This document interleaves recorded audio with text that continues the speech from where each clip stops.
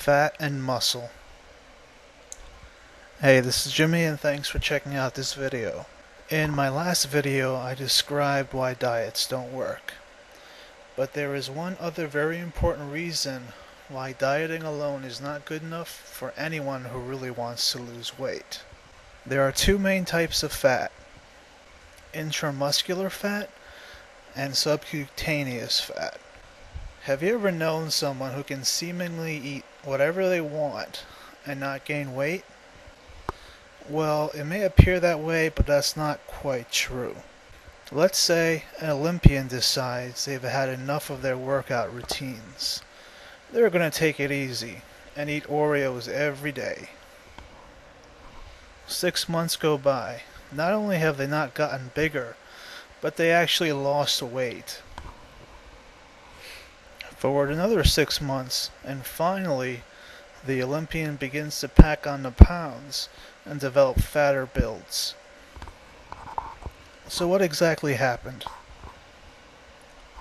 Have you ever had a steak and have seen the marbled appearance of fat inside it, as well as the fat layers on the edges of the steak? The marbling is intramuscular fat. There are two huge factors that determine how many calories muscle burns. One is the size of the muscle, and the other is how lean it is. When our Olympian stopped his routines and changed his diet, he stopped working his muscles, and they began to get smaller. They got smaller and burned fewer calories. Then, after consuming so many Oreos, his muscles began to fill with fat. As his muscle began to fill with fat, he stayed the same apparent size, but actually lost weight, simply because the fat was being contained within the muscle. And since fat weighs less than muscle, his body weight decreased.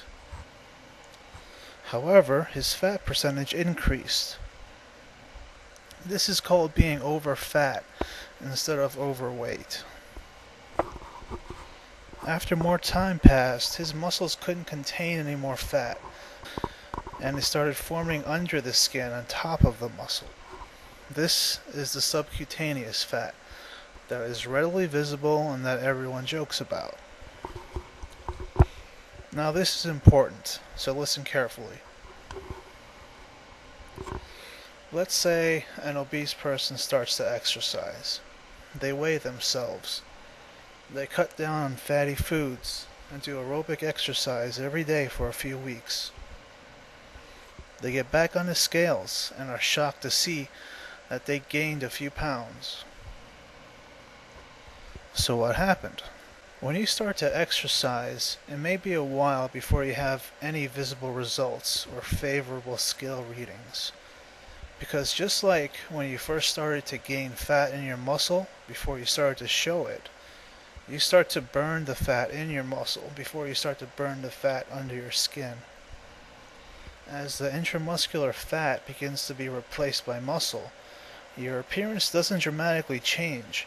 You might actually gain weight simply because muscle weighs more than fat, even though it's taking up the same amount of space. After most of the excess intramuscular fat is gone, your hungry muscles will turn to subcutaneous fat for fuel. Please subscribe for my next video, which will be about muscle and smart exercise.